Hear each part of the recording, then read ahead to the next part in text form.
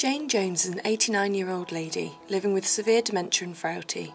She is bedbound, no longer recognises any family members, and needs care for all daily tasks. Jane has been a resident in a care home for 3 years. She has not got the capacity to make decisions about advanced care planning, as she is not able to understand, retain, or weigh up and use information. Jane is also unable to communicate her wishes.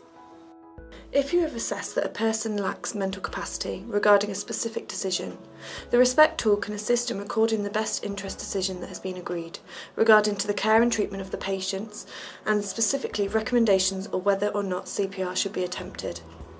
This discussion should involve a multidisciplinary team and, where appropriate, be in consultation with a representative from the family, for example family members, close friends, or the person holding lasting power of attorney for health and welfare, or an independent advocate. All assessments of mental capacity where specific decisions need to be made regarding care and treatment and/or DNA CPR should be recorded on the MCA1 form.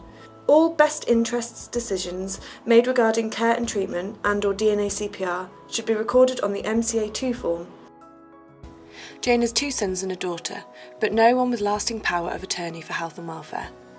The care home manager and district nurse have had the discussion with family members about what Jane would have wanted if she was able to say, based on her previously expressed opinions, such as, "I really do not like hospitals." The multidisciplinary team and family discussed their beliefs for Jane's preferences for hospital admission in the event of an emergency, for treatment of infections, investigations of weight loss, worsening mobility, or poor food and fluid intake. Everyone agreed that the overall priority for Jane should be to maintain comfort and that life-sustaining intervention would not be in her best interests. Intervention would only be appropriate if, on a balance of probabilities, there is a reasonable belief that treatment would improve her comfort, for example a fracture amenable to surgical repair. They agreed that unless there is a clear reason, in keeping with an anticipated benefit that can only be achieved with hospital admission, Jane should remain in her care home and be treated in the community.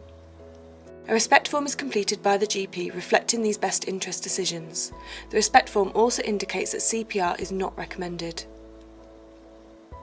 Some months later, Jane's condition deteriorated. She became drowsy and had poor food and fluid intake. The GP visited to review Jane. He referred to the Respect form and agreed with family that the Respect recommendations remain valid and in her best interest. Jane is kept comfortable with all needs met, and she dies peacefully a week later in the care home.